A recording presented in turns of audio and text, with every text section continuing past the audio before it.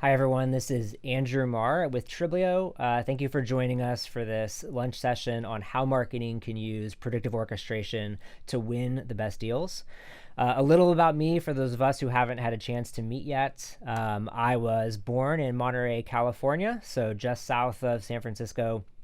But I'm an Army brat, so I've moved all over the place since then, every couple of years, and eventually landed in Washington, D.C. after college. I was really interested in code and technology from a very young age. If you had asked me at the time, I would have told you I was going to go into law school and pursue a career that way, but just kept exploring further and further into tech, and after graduating from college, got into marketing technology and haven't looked back since then. That's led me to the really great adventure of being with Triplio for the last 5 years, where I joined as the first hire in customer success. So I've gotten to see the ABM market mature quite a bit in that time, and have now been a part of over 200 program launches and gotten to work with a lot of really bright and innovative customers who are pushing the envelope in terms of how account-based marketing is strategized and executed using our platform and getting to partner with them. So that's been fantastic. You might be new to the Triplio ABM platform as well, so I'll just give you a really quick overview of what we do from a technology standpoint. Again, we've been in the ABM space for a little over 5 years, so the platform can be understood this way. At the heart, there are intent-based audiences and an orchestration engine, which is what we're talking about today. That ability to find accounts that are currently showing some level of buying interest, and then be able to follow up automatically on the right channels to try to convert those accounts into customers for you. In terms of execution capabilities, there are 3 specific channels that we work in: account-based advertising, which is over a mix of different networks; website personalization, the ability to take your corporate website or special landing pages and turn those into personalized versions for each of your key accounts; and then finally, sales activation, which is about allowing each of your sales reps to understand which of the accounts in their territory they should be following up with, what messages they should be pursuing those accounts with in order to convert them, and finally, when to do so. What's the optimal time to be reaching out? We're built into the rest of the MarTech stack as well, though, so we don't just execute things on the channels that Triplio controls, but can also orchestrate things on marketing channels like marketing automation, LinkedIn chat, as well as sales channels, so inside of CRM and your sales engagement platforms, tools like that. One last thing before I get into today's content. One of our customers, Nigel Williams, CMO at Quadrotech, is going to be speaking tomorrow on how to get radical but stay practical with your ABM campaigns. Nigel's a real practitioner and has been a great customer of ours to work with. So if you haven't registered for that and you're looking for real practical advice on how to get ABM up and running, I definitely recommend that you check out that session tomorrow. So go ahead and register after today's event ends. All right, so getting into today's question that you all signed up to hear about: what is predictive orchestration? How do we use it to find those best customers? So when we talk about predictive orchestration at Triplio, what we're really talking about is identifying likely buyers and launching cross-channel campaigns to convert them, and doing all of that automatically, not through laborious manual processes that you can't scale. So that starts with finding buyers, and especially finding buyers early by identifying the activities that they take before they're calling on you and your competitors. So if you think about your pipeline today, it may look like this, where you're familiar with those accounts that have raised a hand and they've told you that they're interested, either by downloading a white paper, attending a webinar like this one, or doing some other activity, talking to a sales rep at an event, things like that. But there's this whole hidden funnel before that where vendors or your customers rather are taking more and more time to research, do their own investigation of different solutions before they make contact with you. And those are the buyers that we're talking about finding today. So we want to be able to reach them with marketing campaigns, even if they're engaging with them anonymously. Can we unmask them? Can we understand which accounts are engaged? And even if they aren't engaged with marketing campaigns anonymously, they're just doing research on third-party websites or within their peer networks, how do we find them? And I unmask all of these accounts that could be in market and have productive conversations with your sales team about how you can help them. So when we talk about the data that allows you to find those accounts early, we talk about that as being purchase intent data, and it includes 2 distinct types that I'll spend a few minutes talking about so you understand your options going into this. The 2 types, of course, as you see on the screen, are first and third-party buying signals. So if you think about the buyer's journey and third-party intent, Third-party intent is those signals, probably especially early stage signals, where somebody is researching, taking activity on a platform that you don't own or have access to, but maybe like a B2B blog, reading a review site, downloading and filling out a survey, things like that would be early kind of explorations into your category before they're making contact with vendors directly. The second type, first party, are the interactions that they begin having on the properties that you do own or the campaigns that you execute, even if those things are anonymous. So for instance, the first time they visit your homepage, maybe even watch or download an ungated asset or watch an ungated webinar recording, they'll be signaling this first party data, which are your earliest signals, even if it's anonymous, that there's an account that's interested. And those get more and more granular as the buying journey goes on, where they'll reply to an email, visit a product page when they're cookied, attend a user group, things like that. And all those things are signals on the way to a purchase, and if they're customers, on their way to an eventual upsell. So you want to be able to find both of those types of data and put them together into a unified picture of the account if your goal is to find buyers early, and I'm assuming that is your goal. So both of these types of data have their pros and cons. We really preach a blended approach here at Triplio. The reason being that first-party intent is great in terms of it being really reliable. These are definitely customers or prospects who are interested if they visited your website or responded to a marketing campaign. But it is very limited or narrowband typically. It's only going to be a small set of that hidden funnel who are actually at that point where they're engaging with your content versus a competitor's or even other analogous solutions in your category, looking at a professional services approach instead of a software approach, for instance. Third-party intent data kind of flips those pros and cons on their head. So you have all of a sudden an extensive view of the market where you're looking at a lot of early stage signals, more companies who are across more properties, more signal. The downside, of course, being that when you're dealing with more volume of data, it can be noisy, so it can be harder to parse those things out. So when you put the two together and you begin to look at the cross-section and the patterns, it can give you a really clear picture that isn't always possible when you're just relying on one. So if you think about orchestration then, to understand this, orchestration is the act or the practice of taking those early identifiers of buying intent. So third-party intent, website activity, things that are happening in your CRM that you can aggregate together, marketing automation responses, running them through an ABM platform like Triplio, and then using that as a decision engine to automatically execute the right follow-up steps depending on what type of interest or what product that specific account is showing interest in. That might be an advertising campaign, it might be a sales play, it could be a website personalization. It could be all those things together. The point is being able to have a data-driven approach where you're feeding in all these best signals and using a machine learning approach, identifying the best plays over time, and automatically feeding those plays out to these accounts so that you can convert more of them, feed more to your sales team, and ultimately drive more pipeline influence and revenue for your organization. Now that orchestration, as I mentioned earlier, as it gets more mature, is not just going to be one channel at a time where you're just doing advertising. When we think about orchestration, we really think of it as being full funnel and cross-channel. That's what a mature program looks like, where on the left side, you can think of all these marketing tactics that will vary as someone moves through the funnel, but you'll want to be using all of them because your buyers inevitably are not just going to rely on one channel to think about you and explore your solutions. They're going to be moving from places that serve display ads to your website, spending time in their inbox, spending time on LinkedIn. You want to be able to reach them in all those places. So orchestration has to be cross-channel, and it has to be full funnel as well. It has to make that transition from kind of broader marketing tactics at the consideration stages of a deal down to triggering the right sales plays and handing off the right assets to the sales team to use as someone moves into decision or purchase stages of a deal. And then, of course, even into the onboarding phase, you want your customer success team to know when and how to be following up, what to be emphasizing. So orchestration is both full funnel and cross-channel. So I'm going to give you 3 examples of how customers of ours are doing this today, or teams that we work with are doing this today.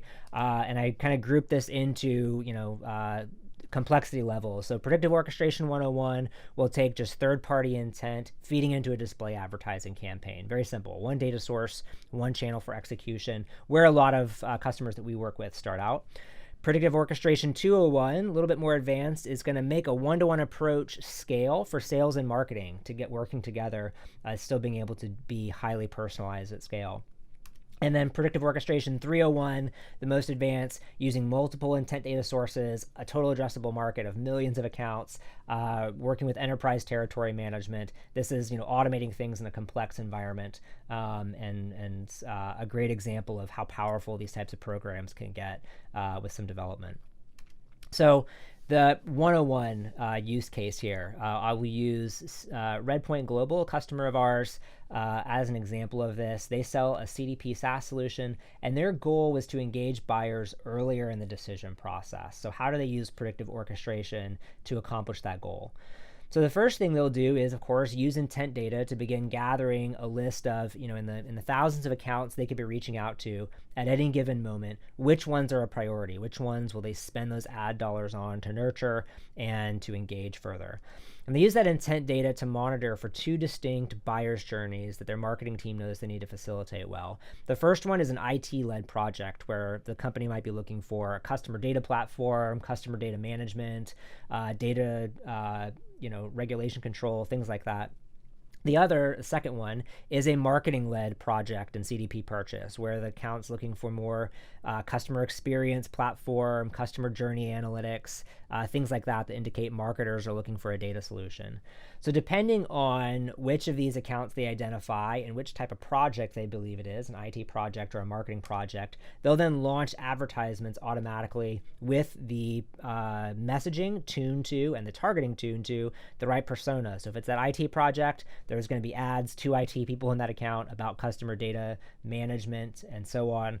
And if it is that marketing buyer's journey or project that they detect, it's going to be marketing related messaging, pain points, all those types of things sent to marketers in the organization. Of course, they'll reach more broadly to the organization too, but this is where it starts out, that nurture process.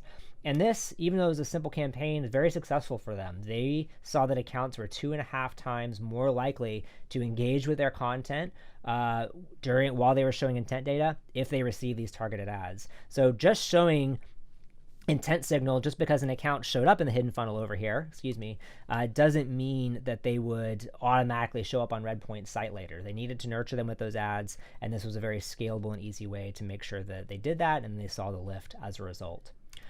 The second one I'll show you is actually an example from our marketing team, which I love sharing. And our goal when we launched this at the beginning of this year was to align our marketing and sales on a one-to-one approach to thousands of new accounts that we wanted to engage over the course of this year. So the way that this works in our program is that we had a process similar to Redpoint, where we're using intent data to find accounts on a weekly basis that we could begin to engage with some advertising, but we had to take it further than that too. So after finding those accounts, we would sort them into specific playbooks. So here's accounts that are looking at a specific use case we're promoting in this quarter. Here's a competitor they're looking at, or here's a field event that they might be interested in attending, obviously towards the beginning of the year. Once we put them into those advertising playbooks, we would then begin scoring the accounts and the leads that we had to understand which of these are showing the most response and are most likely to convert for us if we begin to reach out to them on more channels at the same time. And those accounts then, if we did tag them for sales follow-up, our system would automatically generate a one-to-one landing page for every account that was auto-filled with certain content assets and merge fields and messages that allowed them to have a really, really dedicated focused message for what we thought was going to convert that account. So here we thought that Microsoft was showing some interest in a competitor or had already been working with one, so we had this more takeaway-oriented messaging, whereas, down here, Shutterstock, we thought they might be interested in a new use case. So after these accounts had these pages automatically generated, our system would then continue the advertising, but then hand off the leads as well as the one-to-one landing pages to our sales team and drop them into related playbooks. So the SDRs would be able to reach out about that use case and a use case focused cadence and messages with that smart page, that one-to-one landing page attached. And as a result of doing this, we were able to see much higher response rates to the messages that we were sending out because each of the accounts we're reaching out to could see that we had built this one-to-one landing page for them. And when they got there, they spent a lot more time. I was just looking at these stats the other day. They were spending somewhere around 3 times as much time if they landed on one of these smart pages and engaged with the personalized content than if they had just gone to a generic landing page or a home page or something like that. So this one-to-one approach worked really well all the way from finding the accounts, delivering the advertised messaging, so all that marketing activity, and then to what sales was following up with these one-to-one landing pages and the customized messages they were reaching out with on email and social and things like that as a result. So again, very effective for aligning sales, again, because you're using data to pick the accounts, you're using data to orchestrate the messaging that's delivered to those accounts. The last example I'll share with you then is a customer of ours, Inspirity. They offer an HR solution for small businesses all the way up to the mid-market. And their goal was to maximize their SDR team's efficiency working a target account list, a total addressable market of more than 5 million accounts. So as you can imagine, trying to find in a haystack that size of millions of accounts, which accounts should my team be focused on this week? Which ones should they be reaching out to? How do we prioritize and score leads, especially for SMBs? Was very, very challenging. And so they brought Triplio into the picture to try to automate this process for them and deliver better results. So again, this is a 301 example, more complicated, but I'll break it out for you. All the steps we take through so you can see the power of these types of tools when they're operating. So we start out with that total addressable market list that they have of all the accounts they believe they can go after. And then we automatically prioritize, and this is based on their internal quoting systems, 1,500 high-fit, high-intent accounts every week. So accounts that that's enough to feed to each of their SDRs on a weekly basis. And we're finding the very best ones for them. And of course, ones that aren't currently in pipeline and that aren't already, haven't been already reached out to in the last 30 days, respecting all those business rules. We find the 1,500 most qualified new accounts that their SDRs could reach out to. Once we find those accounts, we then break them into different messaging playbooks. So these accounts could have a message about a solution A, solution B, these different pain points or products that are relative to Inspirity. So they get sorted into these different playbooks, and then beyond that, they get handed off to the right rep in the right territory, all at scale. The way I think about this for their team, and I've talked about it with others, is really their SDRs having their Mondays back. Before this system was in place, they would go into the office at the beginning of week, and everything would start out with this manual finding process. Which account should we target? They'd pull a list. They would then manually go through and scrub it, make sure that they weren't crossing territories. Huge manual efforts across an enormous team. All of this process now is completely automated for them, and so not only do they have 1,500 accounts they can go after, but it's the 1,500 best ones. They've already been assigned the right messaging playbook to receive, and it's been broken out into the right reps and territories, so there's balance every week. And if one of those reps doesn't get to an account that he was sent, then the next week that account can be brought back to them. So there's even advanced processes in place to catch those and make sure that they're being really, really efficient with this. Really great program, and I think shows, again, what these types of systems can do at scale, where we are finding the best accounts automatically and then orchestrating all these types of follow-up. And of course, this includes not just the sales follow-up, but we're doing the advertising pieces for them, as well as things on the website. So lots of channels in play, and a really great example of how this works in the enterprise, and the amount of efficiency that it can deliver to the organization. I'm going to let Rich explain this for himself, though. We have a video, so just let me get this started, and I will let him tell the story.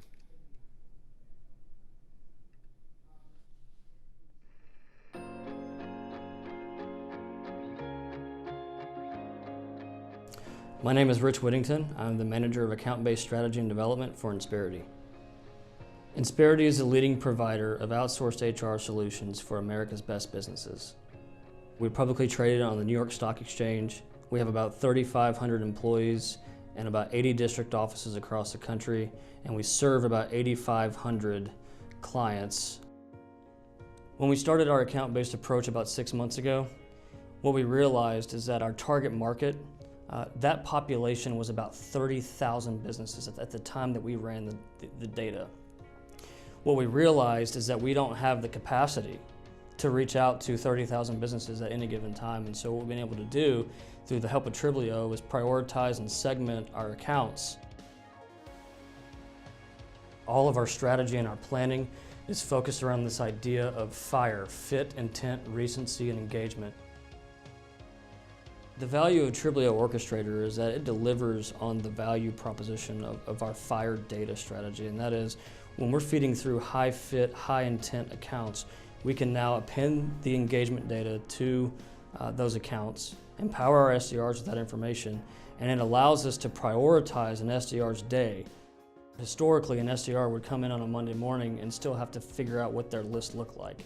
With the help of the orchestrator, we can now prioritize an SDR's dashboard every week, and we're feeding through accounts on a weekly basis that they know who to contact, when to contact, and why to contact, and deliver the right messages at the right time to the right people. We've got a unique way of measuring our success, and it centers around value, volume, and velocity. From a value perspective, is our content resonating with our target accounts? From a volume perspective, we're monitoring the activity of our SDR program, and then from a velocity perspective, we're looking at the efficiency scores of SDRs. Are we engaging with those accounts that we're setting out to target? And then at the bottom of the funnel, we're looking at classic bottom funnel metrics like lifetime value, annual recurring revenue, win rates. From our early efforts in the FIRE strategy in January, we've been able to close a deal already. And so we essentially turned this system on January 6th. We had our first discovery call set January 30th, and we closed our first deal on February 19th.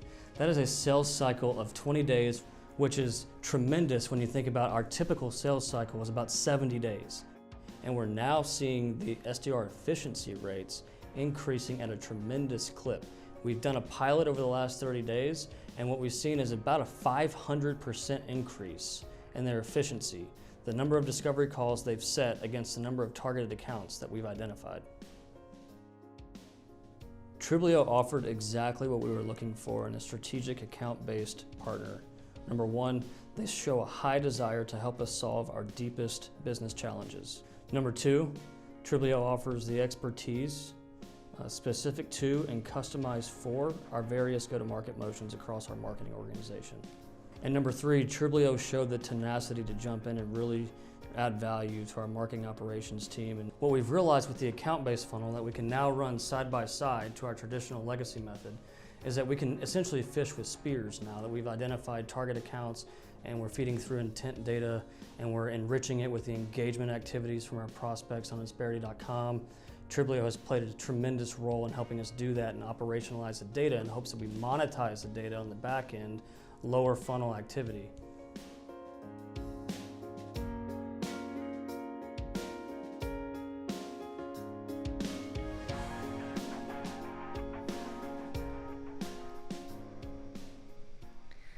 All right, hope you enjoyed that video. As Rich said, the team here at Triplio really believes first and foremost at the end of the day in making our customers successful. It's how we're organized and built.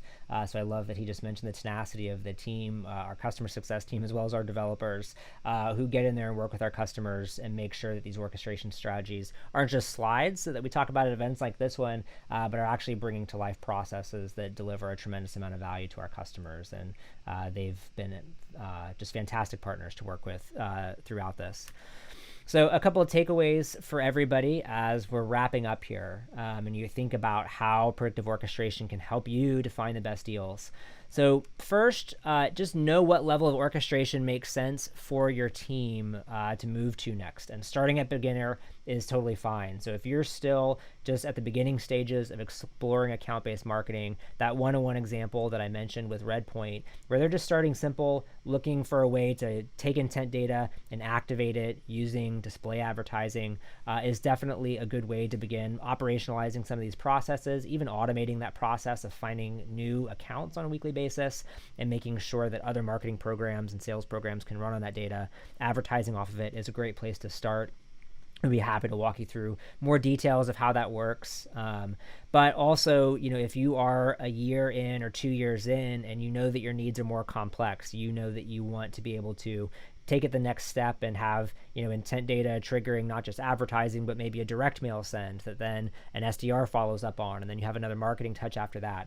We have customers working at that level of complexity too. So I think, we've seen customers move from, those very beginning stages to, of course, the more complex ones. But wherever you're ready to start out at, we definitely have the tooling that would allow you to do that, and be happy to set you up with a meeting where someone could walk you through examples of best practices and things that have worked for customers at about the size of your marketing team or just relative maturity level of your ABM processes if you're just getting started.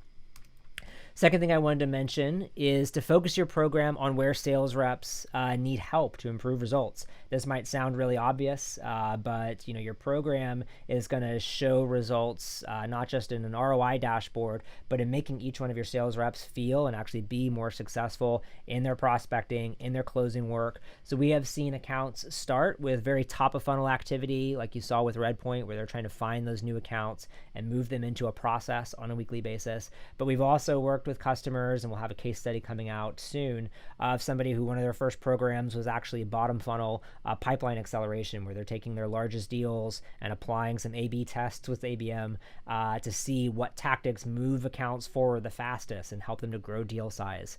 If that's where you need the most help, that's a fine place to start as well. Again, it's just a matter of knowing where your sales team is going to find the most value and being able to tune your ABM program to that. And we have a lot of great examples and resources on our website to help you navigate that.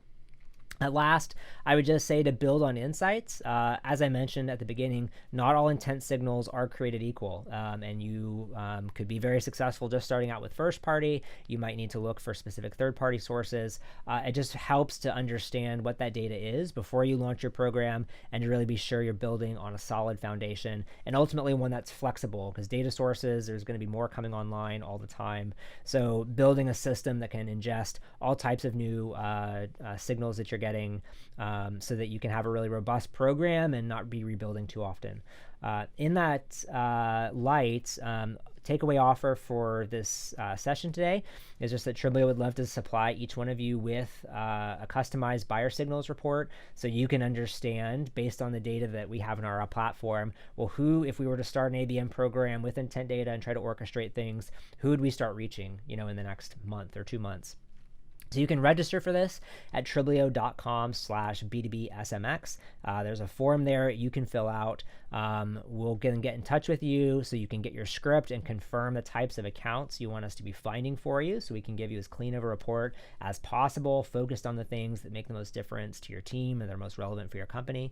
We'll then monitor that data for a couple of weeks and then set up a meeting to walk you through the results, as well as share ideas on how to operationalize that data for your marketing and sales team. So depending on what our advisors see in the data, they might bring lookalike campaigns that have worked for customers of ours, or other tactics and ideas that they've seen for companies in your industry and about your company size, things like that. So I definitely encourage you to take advantage of that. Again, once you're wrapped up here, just go to register at triplio.com/B2BSMX, and we will follow up to get this process started with you. You'll have that data from us in a couple of weeks. Thank you so much for your time, everyone. Hope you enjoy the rest of this conference and have a great end to the year with your marketing and sales efforts. Feel free to reach out to me afterwards if you have any questions about this session. I'm Andrew at triplio.com and would love to hear from any of you as a follow-up. Have a great day.